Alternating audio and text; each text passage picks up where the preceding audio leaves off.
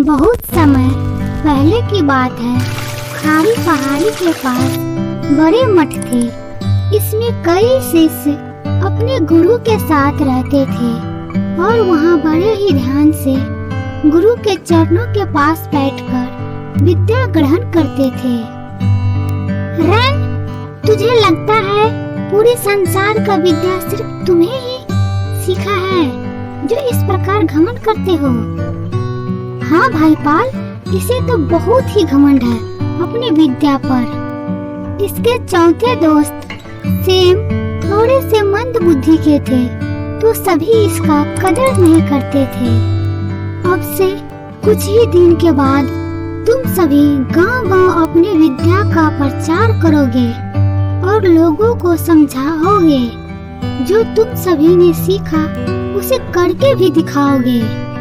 हाँ गुरुजी, हम सब तैयार हैं क्योंकि हम सब ने आपसे विद्या हासिल कर ली है। सभी लोग गांव की ओर जाने के लिए तैयार होते हैं। भाई सेम, तुम क्या करोगे?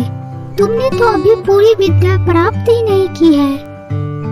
बात तो ठीक है भाई, पर मुझे भी अपने साथ ले चलो। नहीं नहीं, ये मंद बुद्धि हमारे साथ नहीं रह सकते। भाई, मैं आप लोगों के लिए काम कर दिया करूँगा और आप सभी के साथ रहकर कुछ सीख भी लूँगा। सभी सेम की बातों में सहमत हो जाता है और गांव की ओर निकल पड़ते हैं। सभी जंगल के रास्ते से गांव की ओर जा रहे थे कि तभी उसकी नजर हड्डी पर पड़ी। पाल ने अनुमान लगाकर कहा, ये तो शेर की हड्डियां है। मैं चाहूँ तो सभी हड्डियों को अपनी विद्या से जोड़ सकता हूँ। अगर शेर की हड्डियां है तो मैं अपनी विद्या से खाल तैयार कर इसमें डाल सकता हूँ। रेन कहाँ पीछे रहने वाला था। तुम दोनों इतना काम कर सकते हो तो मैं अपनी विद्या से इसमें प्राण डाल सकता हूँ।